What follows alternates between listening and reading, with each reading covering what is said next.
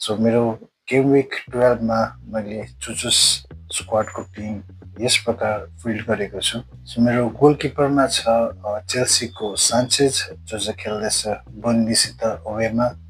So clean sheet आउने chance राम्रो छ योपालि। र मेरो डिफेन्समा छ आर्सेनलको क्यालेफेरी जो चाहिँ खेल्दैछ टटेनहम हटस्परसित होममा। क्यालेफेरीको एट्याकिङ रिटर्न्स पनि आउने राम्रो चान्सेस छ र क्लिन सिट पनि आउने चान्स धेरै नै छ। त्यही भएर क्यालेफेरी छ टिममा। त्यसको बादमा छ क्यास एस्टन विल्लाको। सो क्यास खेल्दैछ लिड्स युनाइटेडसित अवेमा। क्यासको पनि attacking return plus clean sheet आउने चान्स राम्रो छ यो विक।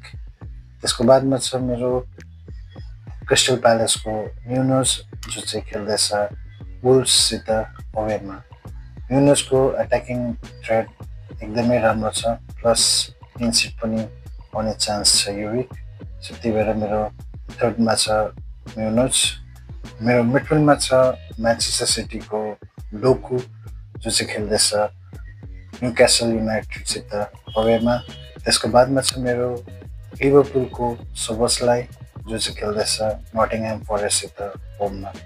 सोबोसलाई डिफरेन्सियल पिक हो यो गेम विकको।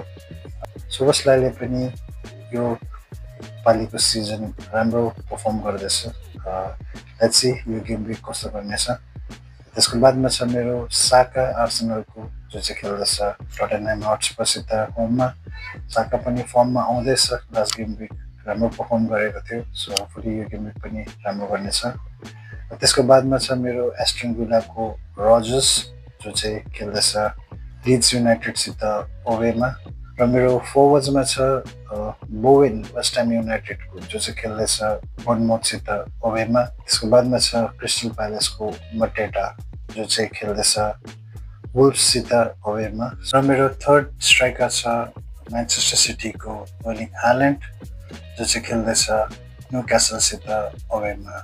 म्याच टफ हुनेछ तर ह्याल्यान्डको फर्म र कन्सिस्टेन्सीले गर्दाखेरि योपालि ह्याल्यान्डलाई क्याप्टेन्सी दिएको छु।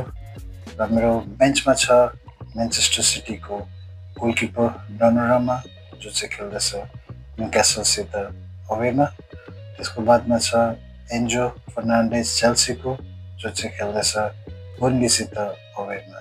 त्यसको बादमा छ म्युकेले सन्डरल्यान्डको जो चाहिँ खेल्दैछ फुलह्यामसित अवेमा। र लास्टमा छ अचम्पङ चेल्सीको जो चाहिँ बर्नलीसित खेल्दैछ।